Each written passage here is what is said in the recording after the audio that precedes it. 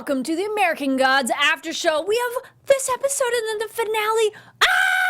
Sorry, I'm just that excited because it's crazy that we're almost at the end. It's episode 7, Treasure of the Sun, which could almost have 2 meanings. We'll discuss. You're tuned in to AfterBuzz TV, the ESPN of TV talk. Now, let the buzz begin. What's up? The panel's back for American Gods After Show, talking episode 7, Treasure of the Sun. Woo. Did you think that could have 2 meanings when you saw that title, or just literal? Like I sun always in the take sky? things always at face value. That way, I'm always surprised when it's not. Yeah. Right? Because Yeah. sun, in English, that could be 2 things. Oh, see, this is why we have you in the panel. Thanks. Yay, the ding. Got it. Well, we'll get to who's making these awesome sounds. But first, my name is Carrie, and I'm joined by my awesome co-host. Lobo, thanks for having me on every week, guys. And then in the booth, making us look and sound amazing and giving us extra sound effects, we have... Steve Big Bird. Hey. Yay! Happy Easter, everybody. Yes, happy Easter. So I think it's kind of funny that this episode is about Easter, yet it's about a leprechaun. So I felt this should have been on St. Patrick's Day. Yeah. Go back just in saying. time. Rewind a little It's an bit. interesting but, moment, yeah. totally lost. Yeah. We do have a live chat going, so welcome everybody in the live chat. Thank you so much for leaving comments on videos, this one and in the past as well. We love seeing your thoughts on the episode. And thanks to Flobo for holding down the fort last week and recapping that previous episode. I'm glad you guys, viewers, said constructive criticism of wanting further elaboration on an episode. So thank you for handling Shout that, out to the Flobo. God Squad holding us accountable. Yes. And, leave comments, let us know what you think of the episode and what we cover. So let's dive into this one. So, Sweeney. Woo. Whew. This poor guy. Yeah, a tragic the meat character. of this Tragic character ever was one. You always knew that Sweeney had a backstory, and you know what? I didn't realize how many episodes they could have said something, but they didn't. But it Right. was saved for this week, and we got a lot and more about what Sweeney, what made him tick, what kind of person he was. It was great. And it's interesting because I like how they have the moment where essentially the telling of stories almost essentially can change the god. But that makes sense too, because we've already set up in this world that enough people believe in something that makes a god. So thus, if the communal belief in them shifts, maybe that would change them. Oh yeah, it's definitely a good aspect to touch upon, because we always talk about people believing in gods and what that means. But if the God himself does not know what gospel is true, then that would always waver. And I thought that was a really cool Yes. thing for him, for sure. So we have Shadow find him by the roadside and not doing so great. I do like that. If you're under a bridge long enough, they're going to think you're a troll. It's like, Missing well, a boot. maybe I am. Right. It's like, oh, poor pitiful guy. I do like essentially the 2 lovers of Laura talking about Laura.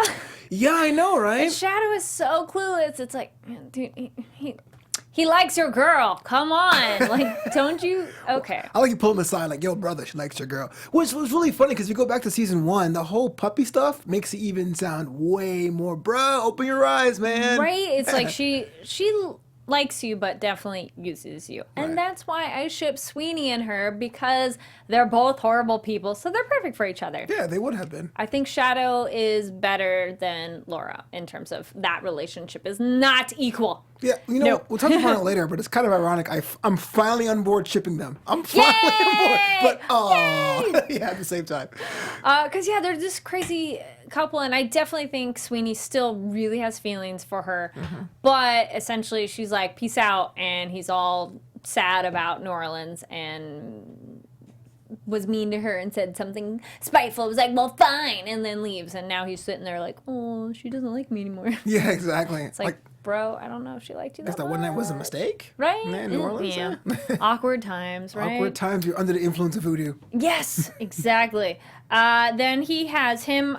Do you think they were banshees at the funeral parlor when he gets there and sees the wailing women?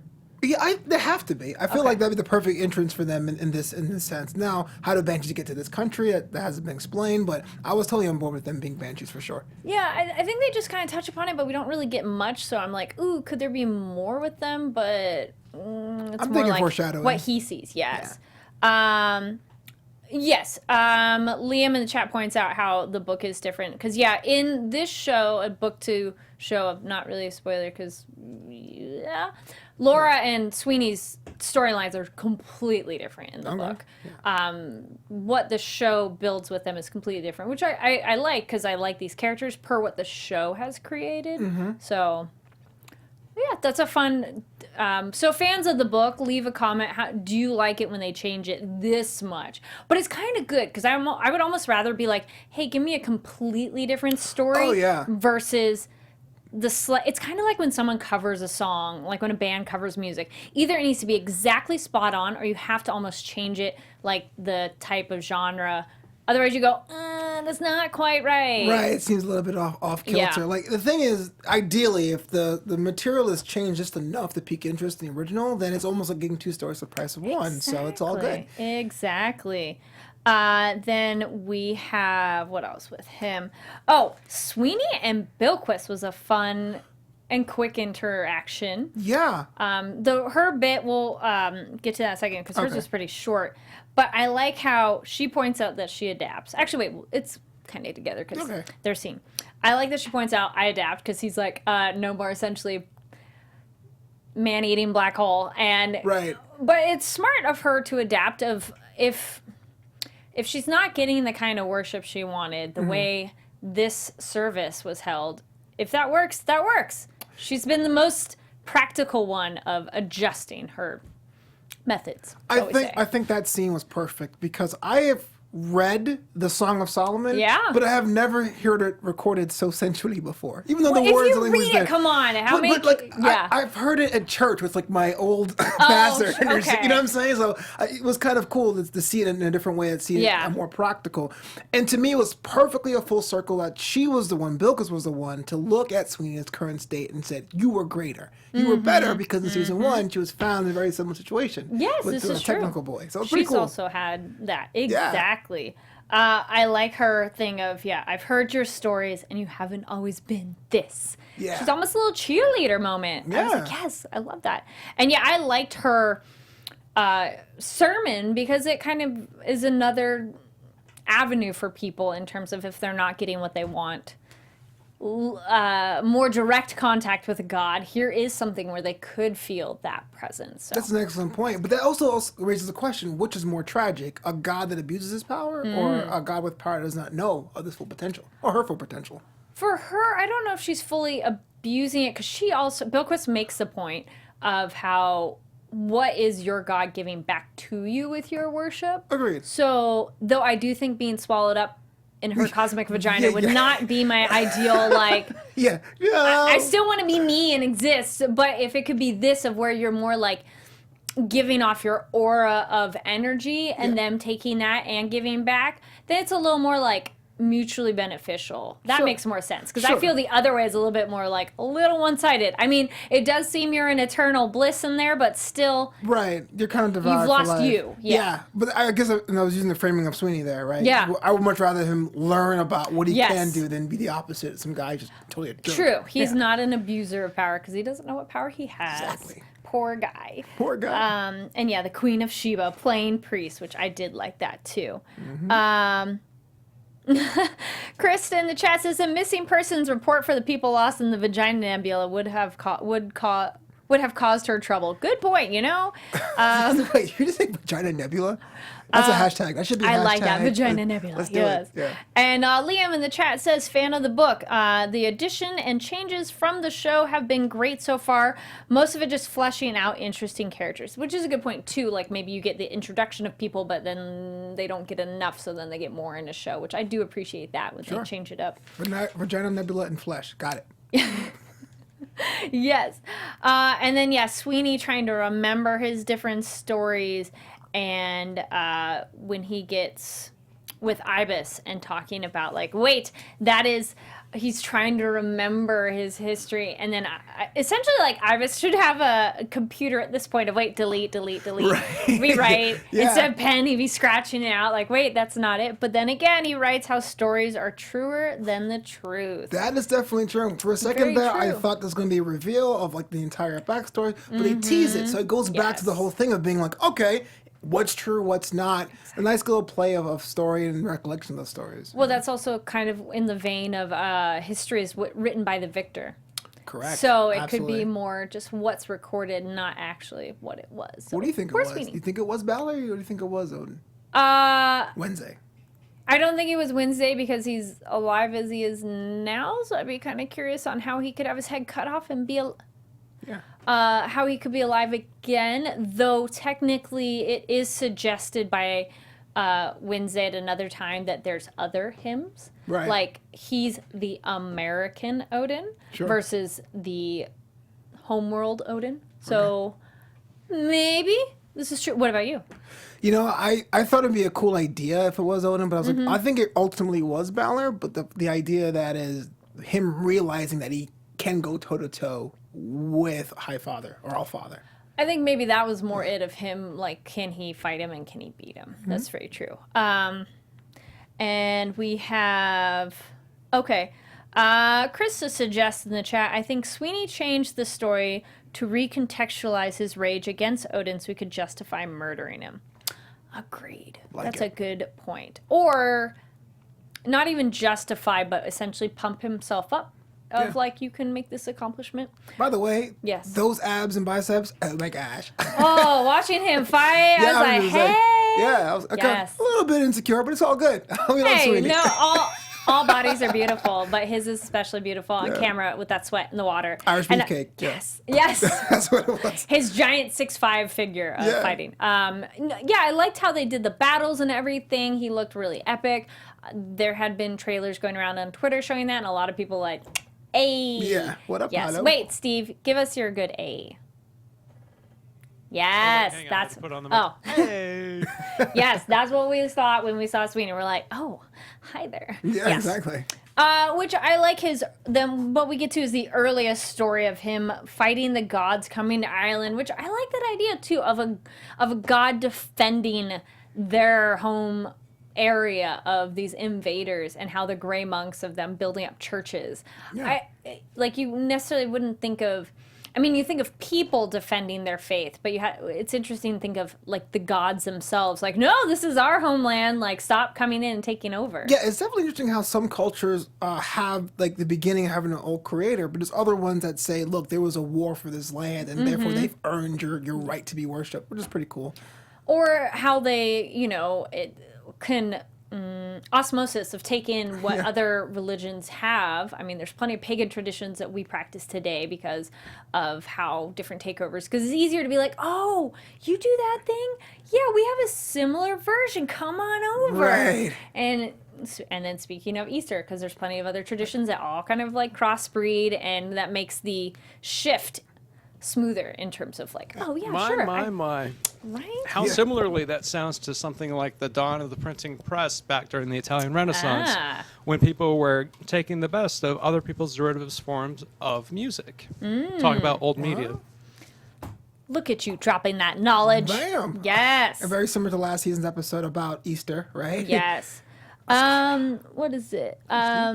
Liam says Sweeney doesn't see a difference between them because there really isn't, because gods are in the show manifestation of roles in stories anyway. True, in terms of maybe it's not necessarily Odin, just like a representation. Cerebral. Yes. Yeah. Then we have, yes, you are an ancient race of gods. So I don't know. I guess I had always thought like, oh, he's just a leprechaun, but not necessarily a god. But I like the idea of they were gods, but it was the new people coming in and rewriting who they are. They're just fairies and dead kings and saints. Yeah, absolutely. You know, like, he said that I am a big one. I'm not a miniature person. I thought it was him saying, oh, they got it wrong. But to think about it, why was it wrong? It's back to your point. Yeah. You know, the victors go to spoils. I thought that was a nice, like, that's one of the other things I really love about the show, like things that you go, oh yeah, duh, like it makes sense. It's just someone writing it out and then saying it that you go, oh yeah. Totally. Yeah, it throws it back that these people were around for so many thousands of years and human sensibility hasn't changed. You ever had a bully and wrote them little smell lines in your book or had them look like gap teeth or something? That's what these monks are doing essentially. Right? They're changing the story. Wrong. I can't do it. Yes. And what else we have with, Sweeney, another moment. We have him with Salim. And why is he staying? Which is a kind of a good question too. And it's all about love. in terms for Salim of, it's the love for the jinn. I can't explain love if you've never had it. And then, whoa, pump the brakes. He's like, yes, I did love someone. So what about that idea of him saying you are going to be on this planet for 80 years, and why are you spending time, and would he do the same for you? It's more just Salim is mortal, and on average, he'd probably have I don't think it's how old he is now plus 80. I think it was more the total 80. Got it. Though he could be up to 100 if we're putting him at 20s. Yeah, I don't know. It's one of those. I'm Goes to the gym. horrible It's at cool. guessing ages, right? I'm like, I don't know. Plant-based diet. But he has about 80 average human years, and this person's immortal. That's a blink in their eye. Why bother staying? But if you love someone, it doesn't matter to you that you're only this short a time span for them. And I don't know how much I do feel Salim likes the jinn more than jinn likes him back. Yeah.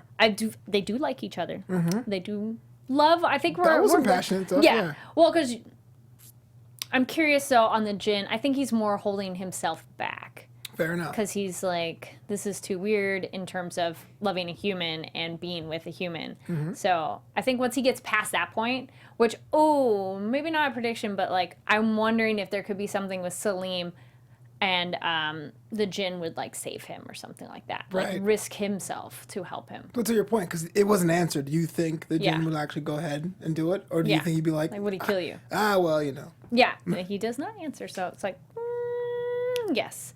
I do think Salim is being placed in a very precarious position, him being immortal with no power. So if he's collateral damage, that could be a lot of implications on either side if that was one to go down. Or, would Salim sacrifice himself for the jinn? Oh, good point. Which, it's one of those, he's immortal, don't do it. Yeah, exactly. Sort of, but then again, we've seen them die, so. Right. Good question. We have another Sweeney shadow moment too, when keep Laura away from Wednesday. So showing more of Sweeney going, I'm talking to her pseudo partner X and keep her safe. I think that really shows how much he cares about her and how much it always costs with Wednesday. And then I love his, you think you're not his bitch? I'm like, oh snap. Yeah. How much do we think Wednesday is using Shadow? A lot. And I know Shadow still has, because, I'm the same way. I'm loyal to a fault, right? So here's a guy that set you up with a job out of jail and was like your rock when your wife passed away. So you have that little bit of loyalty. But you can't be with someone and see him make tricks with other people and make deals, and we have a compact of 2 years and be like, oh, I'm different. I'm fine. You know what I mean? He's totally my bestie, and he has my best interest in mind. Yeah, it's only a matter of time, Shadow. I wish you could just open up. I think, well, so far Shadow doesn't mind being used, though. That could be the other point. At this point, he doesn't mind. He's along for the ride because he doesn't have anything else at this point, sort of. Sure. But we don't really know how he feels about Laura now. Now that he has the truth, Sweeney dropping truth bombs on him. Fair enough. It's not like Shadow can go back to working at Enterprise Rent-A-Car or local grocery store. Yeah, I don't think Shadow would have a normal life after this. Be like, I can't do that. Right. What I like too of, when the time comes, don't get in the way. Did you think that's what was gonna go down? Well, that's kind of hard to say. Right? I always try to hold my opinions to the last possible moment. Oh no, I don't want that. Yes. What do you think? I thought he was gonna do something. I didn't think it was gonna be him trying to kill Wednesday. Yeah. His anger towards him, I get, but it's one of those. But I guess that is the point too, of that he feels he can go toe to toe with him, but. I guess he didn't factor in Shadow. Yeah, I mean, look, if I had to be that armchair quarterback, I thought there'd have been a exchange of words, and Odin would be the one to start something, and that's why he'll tell Shadow to step aside. But going after the one thing that Shadow has pledged to protect with his body, mind, and soul, and be like, let it go, I gave your coin back. Shadow was not going to do it. Yeah. Krista makes a good point. That mead, I think Shadow is completely unable to not defend Wednesday. He is his man. True, that's a good point in terms of he physically cannot not protect him. He has to. It's almost impulsively, which the way he moved, okay, I don't know about anybody else, but I don't have experience with the spear that I don't know if I'd be like, turn around and be like ready to kill somebody. That's a good point. When I was about 9 years old, I was took karate, and we had a bow staff to practice on. I injured myself pretty handedly with it, so I could totally relate. I mean, I know we've all probably tried with something at one point of like a broom or whatever, Nunchuck, but it's just so like effortless that Shadow does that. That I go, maybe then it's like a muscle memory or something like that. Oh, I like this too. KO in the chat says 100% Wednesday is using Shadow. Sweeney, I feel, was trying to warn him throughout the episode. Very, very true. And plus, Mama G warned Shadow in a previous episode, which is true. Yes. And then Davis points out that Shadow drank the 3 glasses of mead and shook Wednesday's hand. He's charmed and damned. Shadow cannot walk out of the compact. It's a spell. Very true. I don't think Shadow can just be like, I'm done, peace out, the way Sweeney had tried. Though I wonder what Sweeney's, solidifying bargain activity was. What like, made did him he, charmed and yeah, damned what as was well? the pact? Exactly. So we get that epic death and spearing, and I almost have that, is he dead yet? Because, I mean, we saw a preview for next time he's laying on a slab, but I'm like, Oh man, well, I always hold it out. I'm like, maybe not. yeah, death is always fluid, but saying I used to be a Yes. king was like worth the price of admission, because he was. Whether what version you want to believe, it was like this guy came from this like plateau, and yeah, he fell from grace, but ultimately he was a good dude.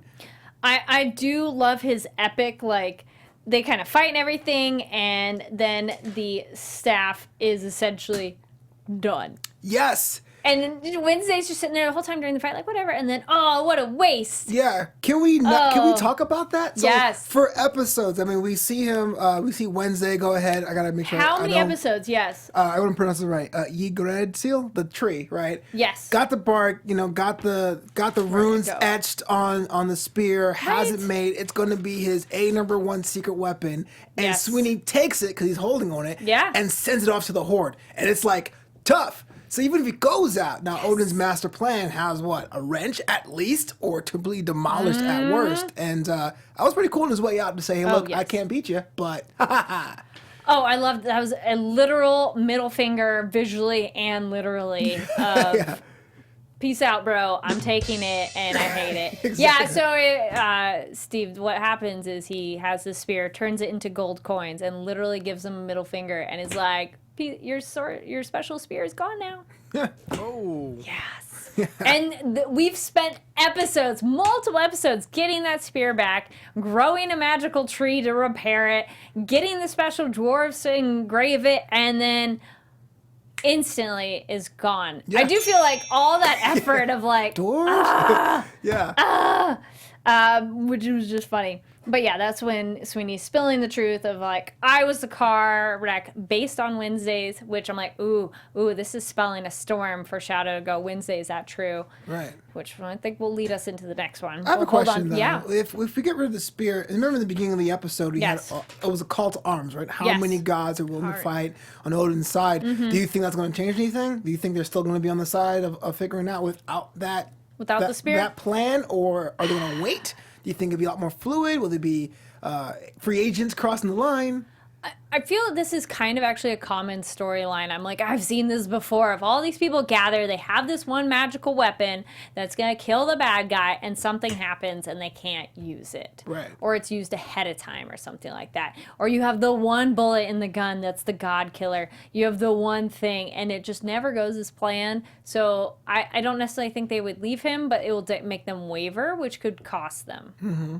So they might have their doubts for sure. Then Vlad in the chat says a lot of fans believe Shadow will bring the spear back. I like that too. The number one rare find says, I think the dwarves are going to be mad when they find out that the jacket was stolen. Fair. And then Vlad also points out that Sweeney told Shadow how to reach the Horde, which I wonder then if Shadow could go grab it. Yeah. That's a good question. That'd be a good question. Good because that call also back. That's the plan if Shadow has the skill now. He was instructed But it's like, how does that work? It's like extra effort? Is it like another thing? Or? Yes. And the spirit is the sun's treasure now. Which, there we go. We have speaking of Wednesday and Shadow. Because, yes, they have their moment. Gungnir. That's what's the name. I'm like, where was the name? I wrote it down. Yeah. I feel this is going to definitely brewing trouble for them so wait, what was he saying? You killed you're the one who had my wife's car accident happen? Because I think even if his relationship with Laura is rocking now, his memory of her and memory of what they had, he still holds on to. Right. So the thought of that memory of her being killed is going to be the what is going to set Shadow off more. Yeah, fair. So we talked about earlier how Odin or Allfather has kind of been that constant in his new life of Shadow. But in the last couple episodes, little by little, these are these discussions that Shadow's going on. What is going on back in Cairo? Or last week's episode, you never told me you had a son. What's going on with that? And now you're telling me, even if he's lying, why would he lie about being set up to kill my wife if he just admitted he had sex with my wife? So he has nothing to lose. He's butted him back. What? Why? Tell me something. Put me in straights. But Wednesday, nope, not gonna tell you anything. Don't worry, man. It's fine. We're good. Don't worry about it. I like this. Alex in the chat says Sweeney will be back on the next St. Patrick's Day. I am going to Sweeney the next St. Patrick's Day party. Like when he was that king with the little the flowing hair and everything, I was a little jealous. Volume. I feel too. Yeah, maybe he's not dead. Of people still. That's a question too. If people believe in the leprechaun myth or honor it that way. But that's not really you. Do they still get it? But I think so, because we had that with Easter before. Yeah. That she adjusted and didn't mind that it was like the eggs and things and spring. Right. She's like, that's fine, whatever. And even she brought in Jesus's. Yeah. And was like, that's okay too. But she just had to share her holiday. Sure. And to the credit, they were like, Easter, they're like, hey, wait a minute, you totally co-opting. Then we have anything else with Wednesday or Shadow for you? All I'm saying is there's going to be a war brewing between the two of them, and I can't wait to see when that happens and over what. Yes. I think the only other little bit that I enjoyed watching, too, was the memory of Sweeney with his wife, Yaren, and his Chad Moira, and just how his mind is just falling apart. And that was just kind of sad to see. But he was cursed for abandoning his allies. That I wonder if that's him repeating it now, essentially, too. That is something to think of, yeah. Maybe. And then the only other thing, too, I think was Shadow and Sweeney and Wednesday. And when he was saying, I want to quit and everything, and then you should just kill her or take the coin. And he's like, well, I don't know about you, but I have a code of honor. So it's interesting, Sweeney, this like ruffian and drunkard and loudmouth and whatever, he's the one who's like, I have a moral compass and I'm going to follow it. And it's like, Wednesday, you do not. So, like, oh, okay. Laura is innocent, but she's not guilty. Yeah. I mean, we're with Mama G this episode, right? Remember she met with Mama G and said, look, you have the heart of the destroyer? Like, yes. When is that going to play out? Actually, I was just going to bring that up. Thank you. So Laura and Mama G, which I did like that, of the diner. Right. And get out of my space. I just want a little respect. But brings up the point of like, no, you have power in your heart. And she's like, oh, the power of... No, the power to destroy. Yeah. It's like, oh, okay. No one gave me this manual with this lucky coin. But what do we think that means of... Because Laura thinks like, okay, if I get these drops of blood... This will give me my potion that I can be human again. Sure. But does she want to give up that power?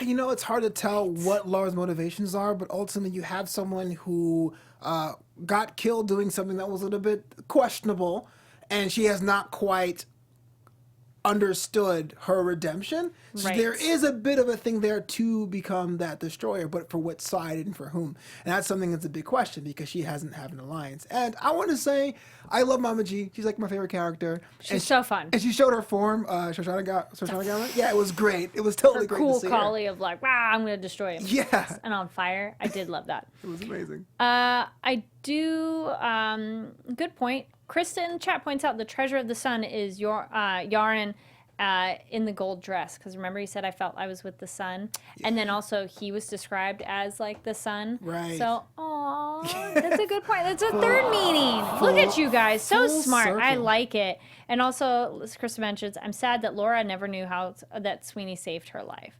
That's true. Laura doesn't care. She's just a mean person, yes.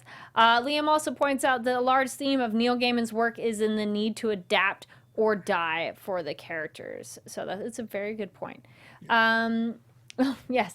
Tatiana says, yeah, it's doubtful that she would have even cared if she had. True that. True that. Just to reiterate what Toth said, so Sweeney was a king, a god king, king of luck, craft, and the sun.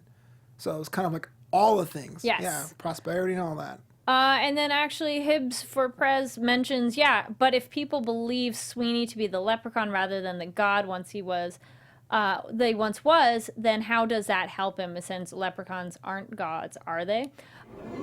I don't think I had ever thought of leprechauns as gods, but they were maybe immortal creatures. Correct. Like fairies, but then they mentioned how those were also stories changed as well. Exactly. It's more of a long play, right? You can't go to people who believe in something, so, that doesn't exist anymore. But then you make it more of a joke, you make it more of a trickster. Yes. It's a lot easier to jump off something when you think it's a giant cartoon, right? Yeah. I don't feel he's dead yet, but maybe. We'll see. Okay. Hold not hope for Mad Wife, Dead Wife. Speaking of Sweeney, it's our special segment, our glasses raised to Sweeney, because even though he might not be dead, Sweeney, we wish you well crossing whatever bridge he may be. Here's to the Horde. So favorite moment with Sweeney thus far? Besides, Or favorite scene. And then please leave comments down below your favorite scenes or moments with Sweeney. For sure. Definitely seeing him as that High King, where he was that regal character and a family man and willing to listen to his wife, even though he didn't quite agree at first. And you could tell he loved his stature there. And to me, that scene informs everything else. The fight from season 1, the traveling with Deadwife, the entire thing cross country. To me, that puts a whole new spin in the character. And it's sad to see him go. Because I think he's dead. Okay. I'm hoping he's not dead. We'll go with that. Flip a Alex coin. points out in the chat that leprechauns are classified as fairies, so a type of doesn't. So true. Let's see if anybody else said anything in the chat. So I would also go... My favorite scene was with him and Laura at the hotel when he's winding the coin, and the quoting from the show lyrics: one, her calling him Ginger Minge, Okay. and him calling her cunt, and then like how they fight in there. Oh, it is so wonderful because he doesn't know yet that she can do that, and so their fight is hilarious. Of him thinking, "Oh yeah, you're tiny, this under 100 pounds little person. What can you do?" And how much she kicks his ass is like.